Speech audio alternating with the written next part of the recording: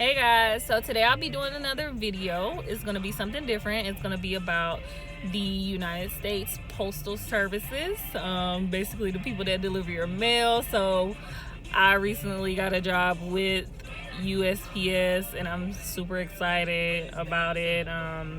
It's a great opportunity, so I'll be talking to you about the hiring process, application process, fingerprints and processing, and orientation, because those are the only things that I have so far completed, and I'll try to explain as much as possible so you guys can get an understanding of how everything works. So I'll start with the application process. Of course, I applied in October of 2019. I applied for a couple positions, holiday assistant, assistant rural carrier, mail handler. I think it was a couple positions that I applied for because I was just like, hey, let me apply for this and see what happens. So I didn't get the holiday assistant position. I wasn't selected. Then I got an email almost at the end of December, closer towards the end, in the middle, for ARC, which is assistant rural carrier. So with that, I got to accept or decline offer. Of course, I accepted a job. You have within 5 business days to accept it. And once you accept it, they'll send you an email. Everything is through email. So they won't call you or anything. Everything is through email. And they sent me an email to complete my background check, my drug screen, and my Georgia Department Motor Vehicle check. So it's for whatever you state that you stay in. I stay in Georgia, so they'll have to do a check of your driver's record. So with that being said, that took like probably a month to complete, since it was 1, the holidays, and 2, it was a couple things that they had to get done. So what took the longest was my background check. My background check ended up coming back in the middle of January-ish. So after that came back a couple days later, I got an email saying to come for processing and fingerprints. So I went to the Duluth location to do my fingerprints and processing. It wasn't a long process. They asked you on a piece of paper, you fill out some light paperwork. They asked if you worked at Amazon, FedEx, or UPS, because you can't work at them 2 companies at the same time. It's conflicting. You'll do your fingerprints and they'll let you know when your orientation would be. Sometimes they'll let you know, but you'll also get an email after the fact just to give you a reminder and let you know where to go, what time to be there, what you need to wear, and all of those things. So I end up not doing the ARC position because I found out that they only deliver Amazon packages on Sundays, and that's not something that I wanted to do. So I found the RCA position, which is Rural Carrier Associate. So that's the position that I chose. I ended up getting it. They sent me an accept or decline offer, and you have to relinquish the other job in order to do that one for any future references. If you decide to change your position, you have to relinquish the other one. So then that's probably why it took me so long too to come to orientation, because I changed my position. That's not something that I wanted to do. So this week I did my orientation. It was 2.5 days. The first day we covered safety. The company is very big on safety, about driving around, what you should and should not be doing. We watched a lot of videos. The facilitator, we did some activities with the facilitator. They spoke to us a lot about, give us a better understanding on the job and things that you need to know. So we also spoke to a union rep as well for our craft.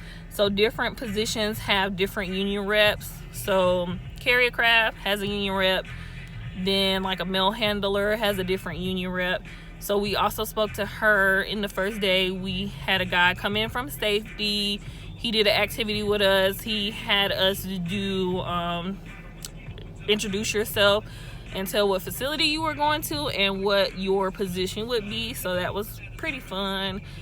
We What else did we cover? It was so much stuff that you're going to cover, because they're very detailed and they want you to succeed on the job and stuff like that. So we talked about the history of the company, and we had a 5-question test about hazardous and dangerous goods. They'll talk about that. So knowing what to look for, what to expect. And that was it for day 1.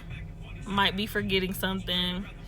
I took a whole lot of information in. I tried to take notes and stuff like that, but I took notes of the important stuff. So day 2, we talked about our time card, and RCAs don't have a time clock where you swipe. Everybody else, you can swipe at the time clock because that's something new that they introduced. So you have to have a time card, and you write your time when you're going in and out of lunch and stuff like that. For the first 10 weeks, you'll be paid by the hour. But after that, she told me that you will be getting paid by how long it should take to do the route. I'm not sure if we get mileage for going back and forth for orientation. Just want to throw that out there. But someone told me you did. When I go back to my office, I'll ask, because I forgot to ask when I went up there the other day. So after I did my orientation, I turned in my time card to my supervisor. So I met her yesterday when I finished with my orientation, and it was 2.5 days. We talked about ethics and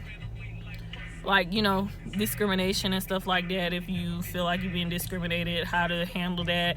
We talked about employee services. So if you need someone to talk to, you're going through something, they talked to us about that. We also went on Light Blue, which is the company's website for the resources that you have. So school deals, you can look at your time and stuff if you are not a RCA.